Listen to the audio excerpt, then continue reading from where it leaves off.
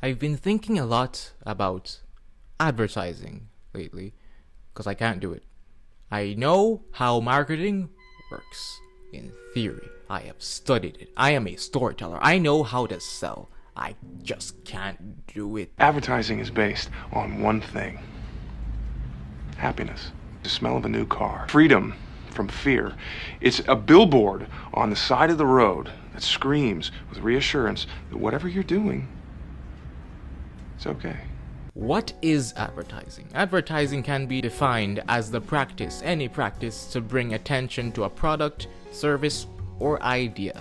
It can be seen as an art form in itself, or how it uses the mechanics of storytelling to sell an idea. That's why I know I can do it in theory, but I just can't because it's evil. This new Old Spice shaver is so amazing it'll shave off every hair on your face!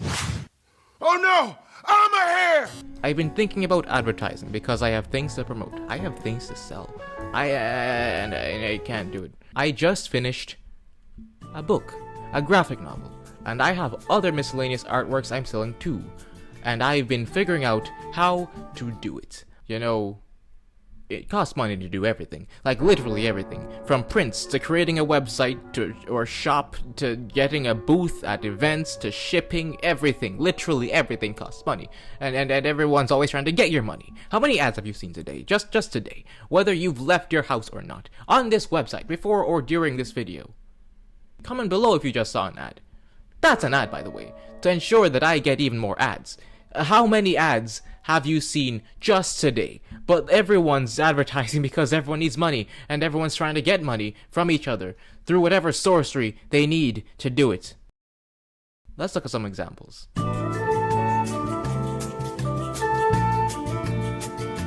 This is one invasion we Americans will surrender to without a fight. With the proper propaganda. We prefer to call it commercials. The moon and sun and all the stars are great big Tootsie Roll Pops.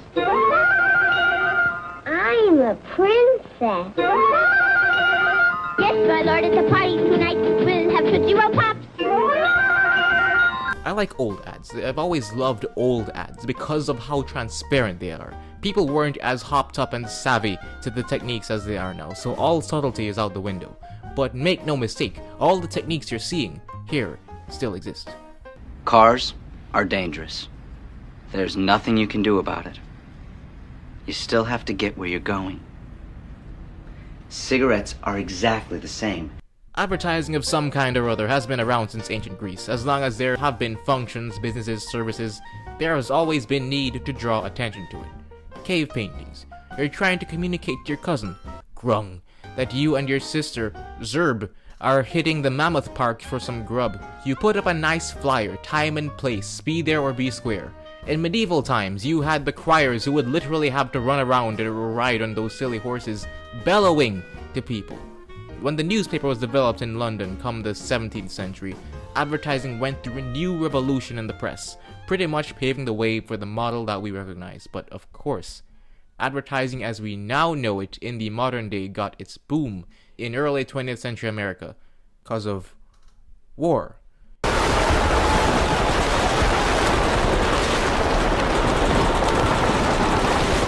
You need to sell the war.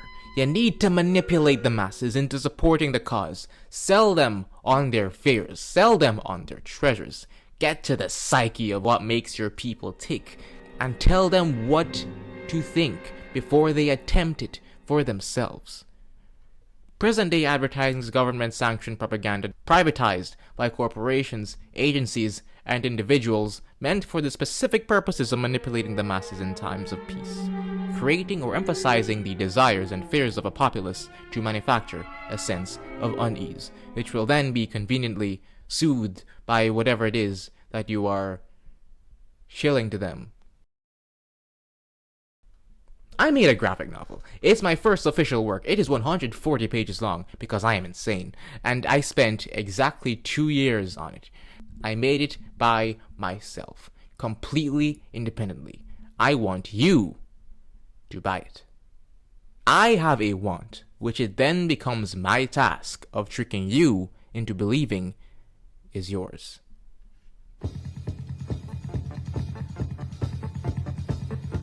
In Rhetoric, there are 3 key senses where it is always advised that you pander to: logos, ethos, and pathos. Logos being people's sense of logic, ethos being their sense of morality, and pathos being their feelings. When you want to persuade someone of something, these are the avenues through which you must intercept. Logically, there is no real reason for you to buy coffee. This is the coffee pot at work. Listen to it perk.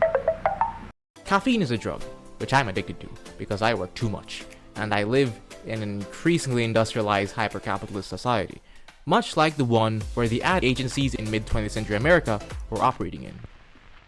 Harvey, want anything special for your birthday? Just a decent cup of coffee.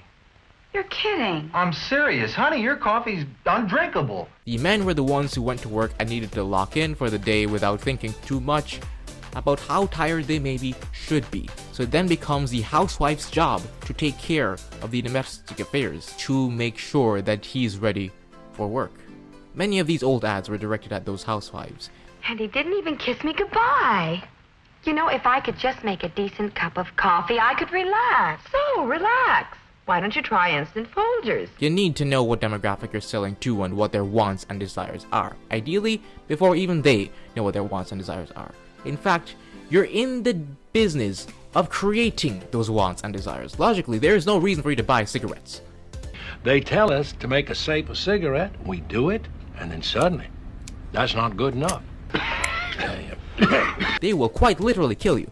But if you can convince people that it is a status symbol, what if you convince a 20th century woman that it will symbolize her independence? What if you convince a 20th century man that it will affirm his status as a man? Or cigar, his wealth? What if you make it a body image thing? Logically, there's no reason for you to buy a watch. Like, in general. You can tell the time on your phone. But what if you go back to that status symbol? They affirm their status in society quite literally just by spending a stupid amount of money. What about AI investment? Interesting. There is no logical reason to believe that every single industry you care about will be taken by AI, unless there are enough people convincing you that it is, to then fulfill that prophecy. There is no reason to want to make music without learning how to make music, or making a painting without going through the process of learning to paint. But when you have enough people locking your brain into the idea that it is inevitable to invest in this revolution, you then act on it, then making it inevitable. No one wants to get left behind. This is one invasion we Americans will surrender to without a fight. With the proper propaganda. We prefer to call it commercials. When you are an advertiser, you are in the business of making illogical things seem not only logical, but obvious. Logically, throwing your money at the overpriced debut project of a no-name on the internet doesn't make much sense. It could be complete ass. But what if you consider the investment? 22 years old, not even a developed brain yet, but they managed to devote this much time and passion to a passion project that they know very well could brook them.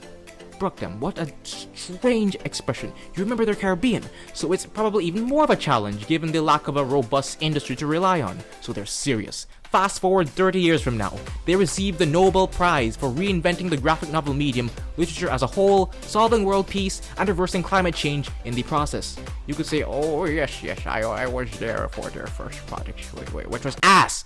Yes. And then sell it for a couple $100 million. Logic, people.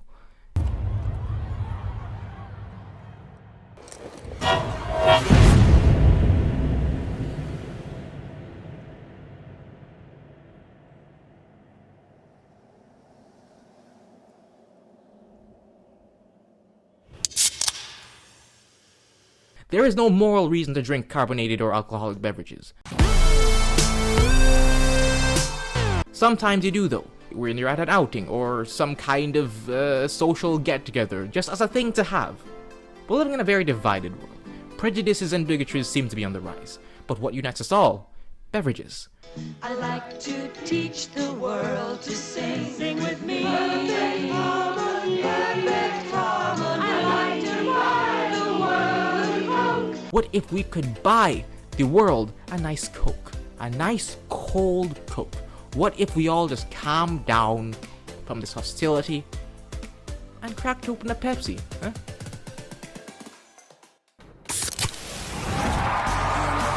These things cause cancer, mind you, but for a few moments, none of that matters.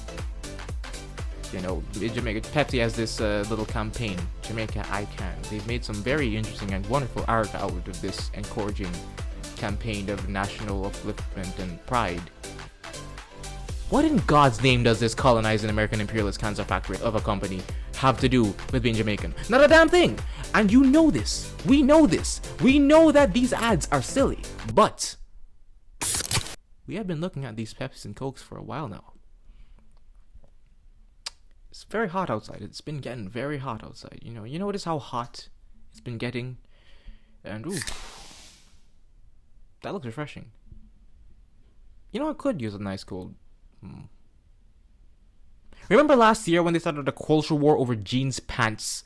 Genes are passed down from parents to offspring. Many of you might not, because the whole thing was so damn stupid. In fact, the fact that I cared so much genuinely scared me off of the internet for a while. My jeans are blue. Sydney Sweeney has great jeans. I am never going to buy those jeans though. I don't wear jeans. I don't like jeans. I prefer khakis. But for a good while, people were hyping up different commercials for pants because they were effectively convinced that the companies gave a single damn about ideology rather than just dollars and cents.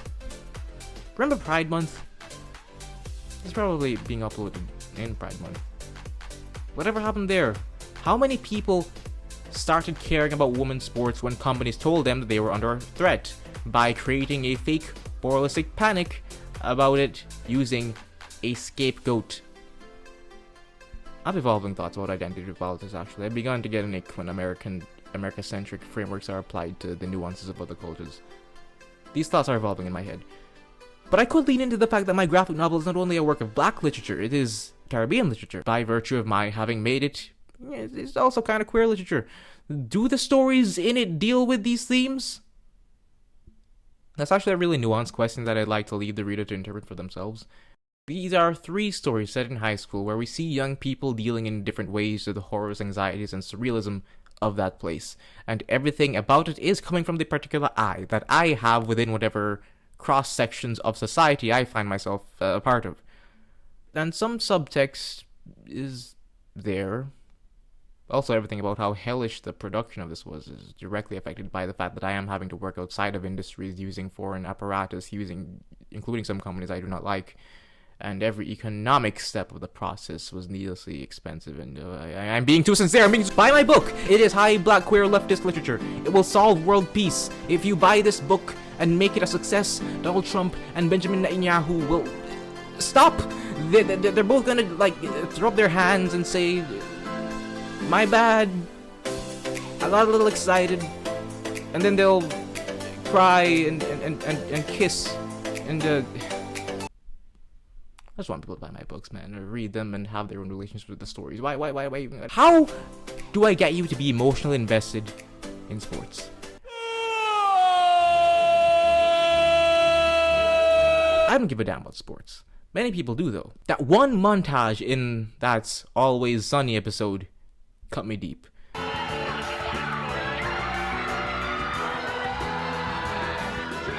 This isn't really an ad, but of course it's an ad. Rob Mack genuinely cares about his team and they won a game. What a win for the Eagles, and what a win for the city of Philadelphia. Now why should I possibly care about that?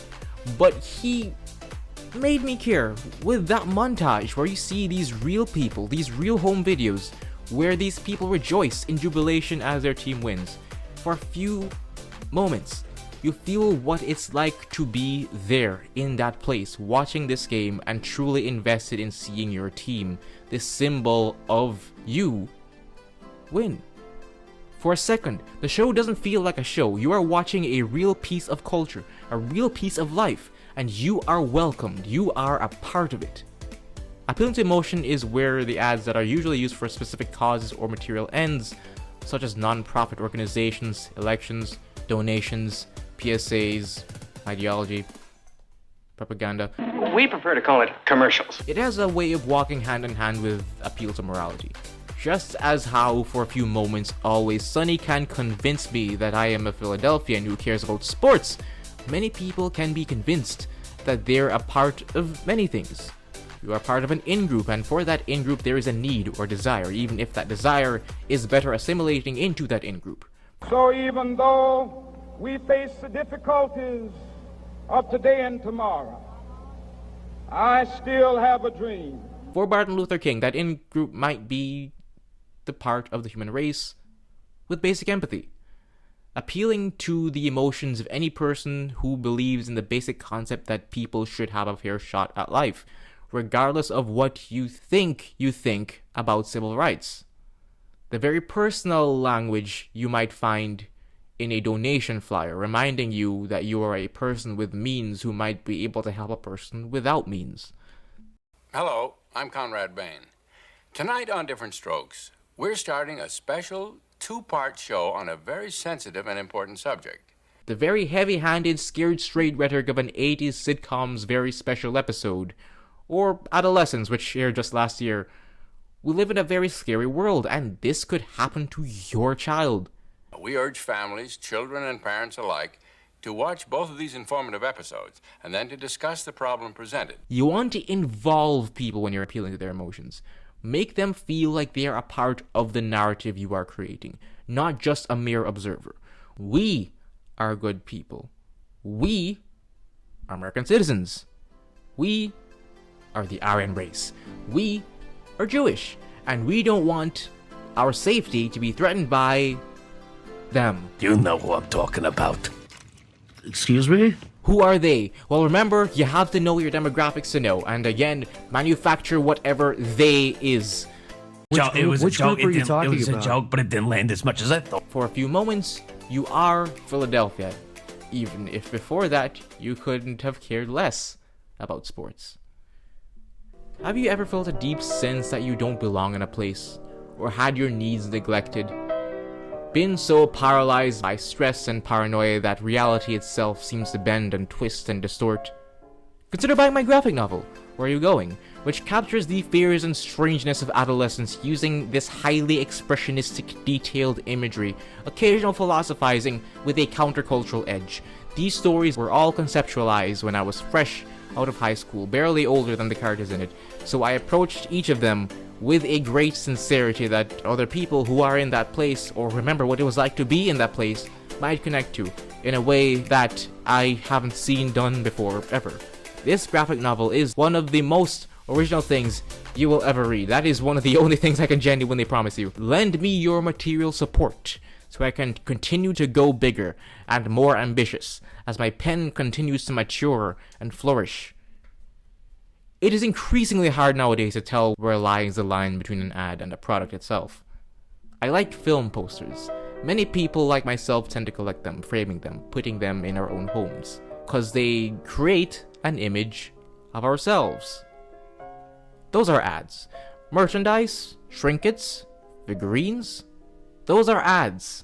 Sometimes the property that those figurines are based on are the ads, like toy franchises which have movies attached to them, or in the older days, comics, trailers. Nowadays, trailers themselves have often been an art in themselves.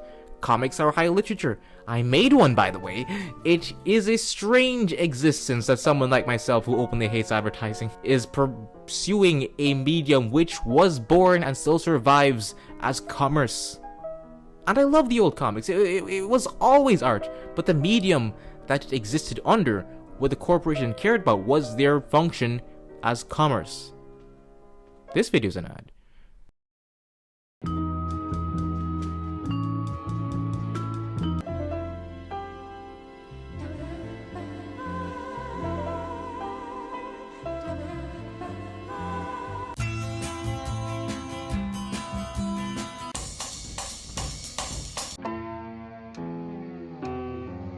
Dis-nous quel est le chemin.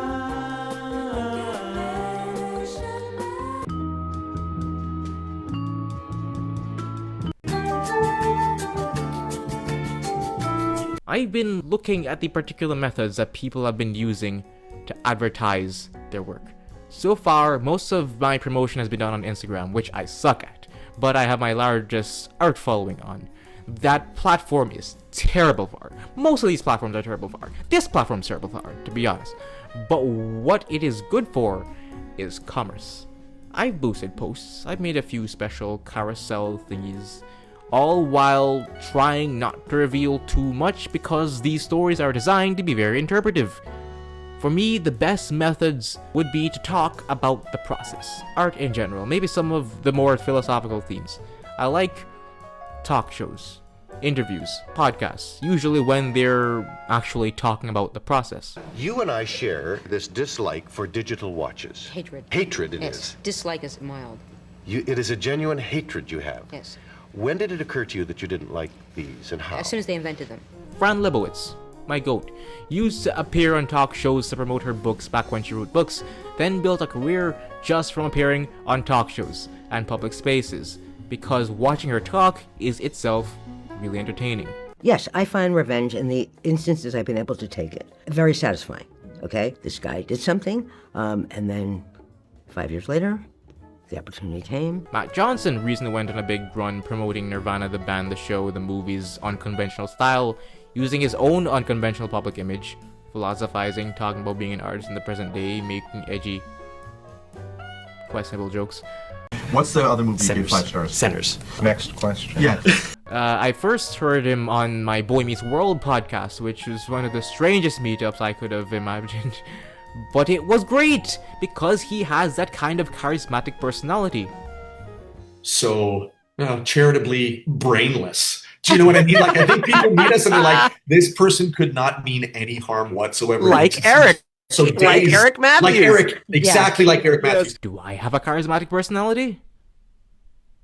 Margie Supreme had one of the most viral marketing campaigns recently where Timothée Chalamet embodied the character's braggadocious assholery with staged meetups, out-of-pocket comments, and that one fake leaked meeting. I'm still shocked that the ballet opera thing was what made people decide to turn on him. And I don't want to be working in ballet or opera or, things where it's like, hey, keep this thing alive, even though no one cares about this anymore. All respect to the ballet and opera people out there. It really feels like it was just the excuse people who had been hating him for a while needed, so the discourse cycle could move and distract us from the many actual disasters happening in the world right now. I don't like discourse, particularly online. You guys are insane, and the platforms you're operating on like it that way. You know why? Ads.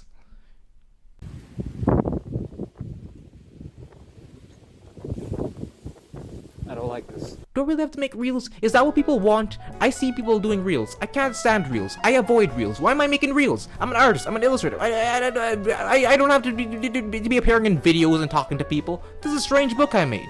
I don't think I'll represent it well if I'm out here making reels.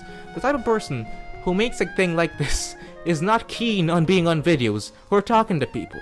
I think it hurts my book to talk about it too much. Hell, it hurts my book if I talk too much. It's been half a year since I uploaded something to this channel, and that was no accident.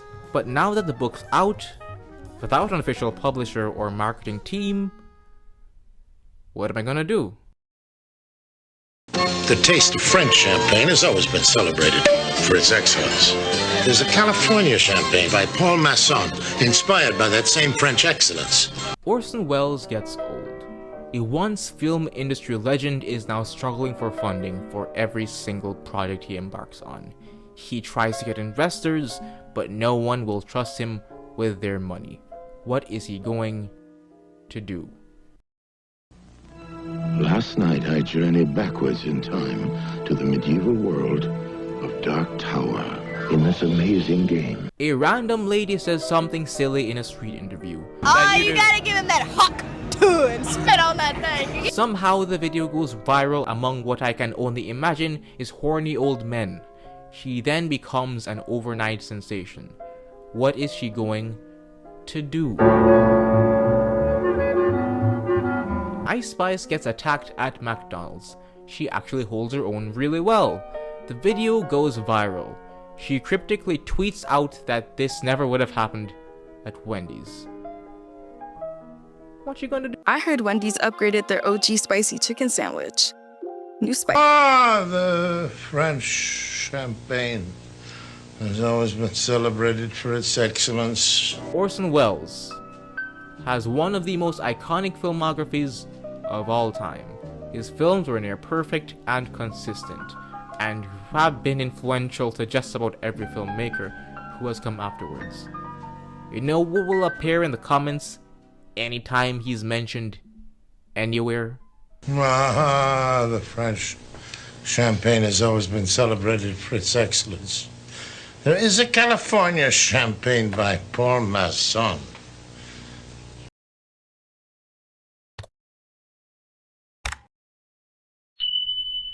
But that's currency.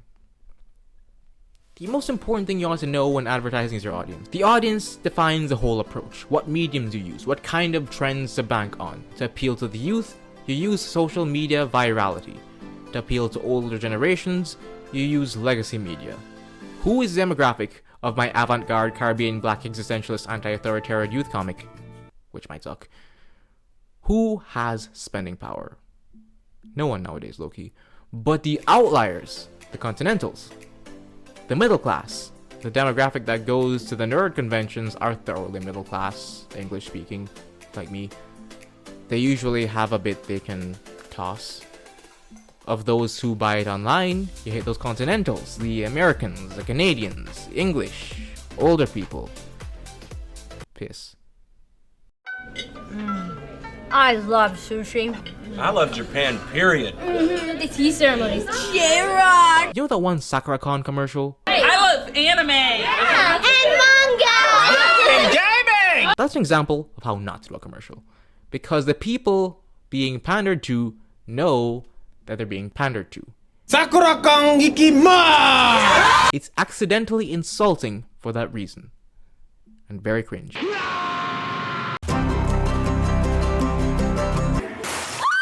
Same as how it feels being a university student and looking at the multicultural group of friends beam. You know what it's like to be autistic seeing that stuff? It's a caricature of an imagined ideal concocted by old people. Or worse, an image which reminds you of what you lack. Any ads designed for young people, really. Like, damn. This is also related to my graphic novel, by the way. It is important to be a bit more subtle. And whatever virality you attempt gets to what they think they need. Let's say, for example, this video uses a language and a medium that people within the platform might be familiar with. The way that the ideas are conveyed might align with a certain specific audience that might passively, or sometimes actively, engage with a particular kind of content, and even if done with a very heightened cartoonish degree of self-awareness and obvious satire, the video can be used as another avenue to sell. I've actually been really active on my Patreon. The platform has made some changes recently that seem to be affecting users in an adverse way. But if you are into whatever I'm doing here, I have been making very, very deliberate strides to make my Patreon a place well worth people's investment.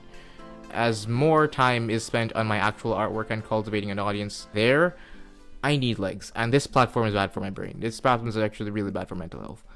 But of all the avenues which I currently have at my disposal, this is the one that has the best shot of actually getting me the numbers that I want. Possibly even people within the demographic I am aiming for. This video is an ad, with a real essay inside it.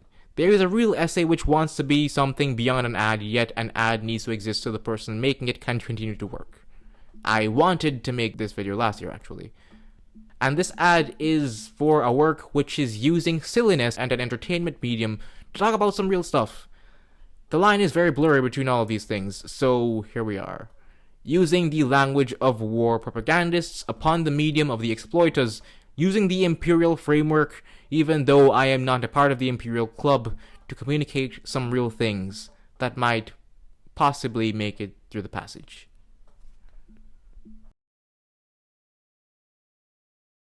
Where You Going is a graphic novel containing 3 stories set in high school, exploring the fears, anxieties, and paranoia of a place like that, using satire, expressionistic images, and a bit of humor.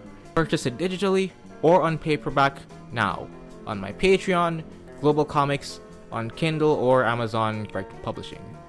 I believe in my stories and I'd like to make more like them and explore different parts of the strange thing we call humanity. You can check it out or recommend it to people who you think might get something out of it.